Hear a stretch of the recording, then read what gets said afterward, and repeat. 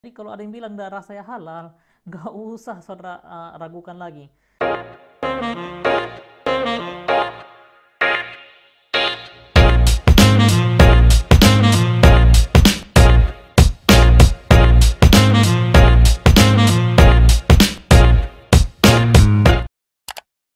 Saya sangat bersuka cita karena kembali lagi mengalami banyak hal yang dulunya 2013 sudah pernah saya alami. Dulu semua orang mencari Facebook saya dan meneror saya Facebook saya, dan beberapa hari ini hal itu kembali terjadi lagi karena pernyataan saya tentang orang Aceh yang murtad dan saya mengikuti Tuhan Yesus. Dan yang lucunya dari semua tanggapan itu, kenapa tidak ada satupun orang yang bertanya, apa benar yang dia omongin itu isinya Alkitab? Tidak ada, saudara. Saya selalu mencoba memberi pancingan-pancingan, dan saya lihat tidak ada satu orang pun yang akan berkata, kenapa dia ikut Tuhan Yesus? Apa yang dia omongin dia ini benar? Dan yang lucunya, kenapa tidak ada satu orang pun yang mencoba untuk membuka Alkitab? Kenapa harus takut dosa?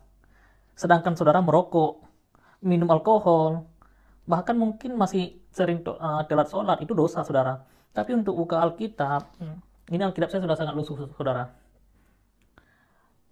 Saudara kenapa harus takut dengan buka Alkitab dan mencoba mencari tahu apa damai sejahtera yang si Dedi katakan itu, yang si Bang Fendi katakan itu, apa benar damai sejahtera itu yang mereka peroleh?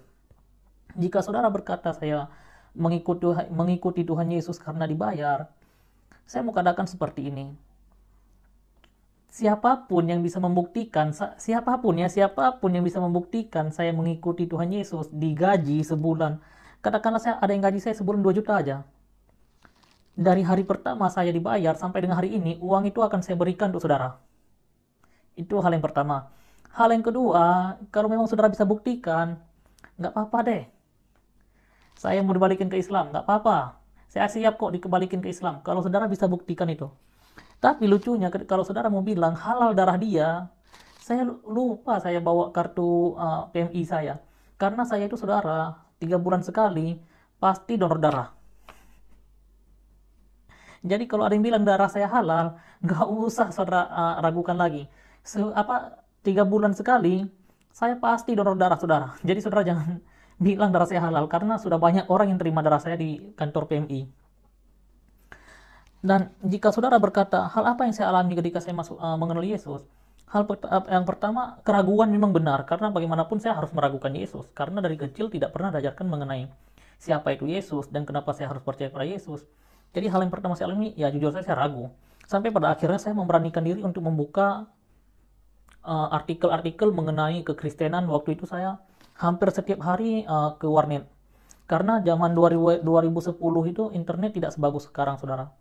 Jika saudara tahu, 2010 itu internet masih sangat tidak bagus, apalagi di daerah Aceh sana. Jadi ya andalan saya ke warnet. Di warnet saya membaca banyak artikel dan mencoba mempelajari banyak sekali artikel sampai pada suatu hari saya di 2013 saya menemukan satu artikel dan saya berpikir, ya ini cara Tuhan. Karena urusan Tuhan harus diselesaikan dengan Tuhan. Ini hutang dosanya dengan Tuhan, saudara. Melalui kakek buyut saya, yaitu Nabi Adam.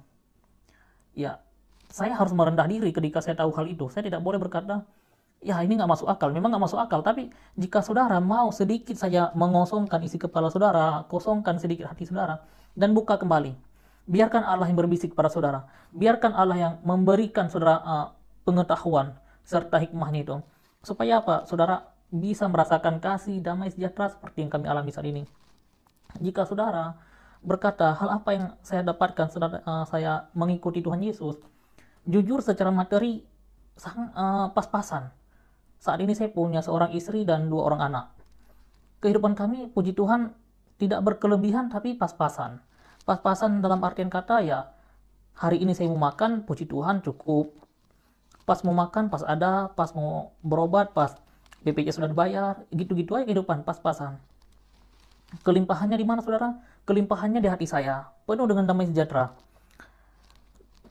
Jadi, kenapa masih bertahan dengan Kristus kalau tidak mendapatkan apa-apa? Karena persoalan iman, saudara, persoalan damai sejahtera, itu sulit untuk dijelaskan. Karena orang yang punya banyak uang pun belum tentu punya damai sejahtera di hati. Dan belum tentu juga tidurnya setenang saya, saudara. Namun ketika saya menerima Yesus, saya berpikir begini, saya sudah nggak peduli dengan kematian saya, saudara. Karena ketika hari pertama seorang pendeta memberikan saya Alkitab tahun 2013 di Medan, Sumatera Utara, ketika saya buka Alkitab, saya menemukan satu ayat di Filipi 1:21 yang saya baca itu langsung, bagiku hidup adalah Kristus dan mati adalah keuntungan. Ketika saya baca ayat itu, ya ini kenapa ya, dan tujuannya kemana? Dan ternyata 3 bulan setelah saya baca ayat itu, orang Aceh mengetahui kalau saya sudah masuk Kristen, dan inilah akibat yang saya alami sekarang. Saya harus keluar dari sekolah saya pas ketika saya kelas 3 SMA. Dan juga harus keluar dari rumah dari hari itu juga dengan bermodalkan satu baju kaos yang seperti ini, satu celana levis, satu celana dalam, dan satu HP. Udah, nggak bawa KTP, nggak bawa duit 1.000 pun, bahkan sandal jepit pun nggak sempat pakai. Karena tiba-tiba di depan rumah sudah ramai dan banyak orang yang mengejar saya. Tapi puji Tuhan, penyertaan Allah dari hari itu sampai hari ini saya merasakan luar biasa sekali. Dan saya mengucap syukur pada Allah yang memberi saya kelimpahan dalam iman, sehingga saya bisa terus bertahan sampai hari ini. Dan upah mengikuti Tuhan Yesus, itu yang harus saya bayar. Banyak sekali yang harus saya bayar.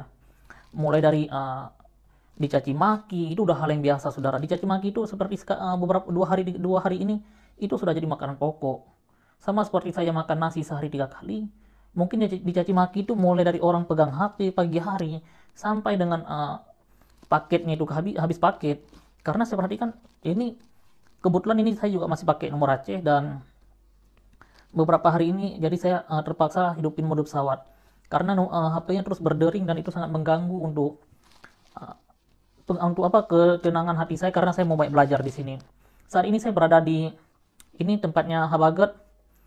Di sini ada beberapa buku yang sedang saya baca, dan puji Tuhan saya akan terus di sini. Dan inilah iman saya, saudara. Bukan iman sekardus Indomie, apalagi berapapun duitnya itu. Nominal bisa dicari, tapi damai sejahtera dalam Tuhan, saudara carikan itu dan berikan ke saya buktinya. Di mana bisa saudara dapatkan damai sejahtera kalau bukan dalam kasih Tuhan kita Yesus Kristus? Hanya hal ini yang bisa saya yang bisa saya sampaikan.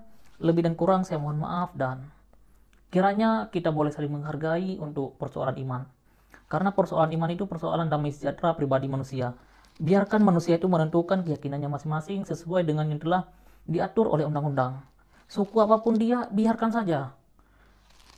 Karena hanya dengan demikian, hidup kita boleh damai sejahtera terus, tanpa harus memikirkan hal-hal yang diyakini oleh orang lain. Demikian hal yang saya sampaikan. Billahi taufiq wal hidayah. Wassalamualaikum warahmatullahi taala wabarakatuh.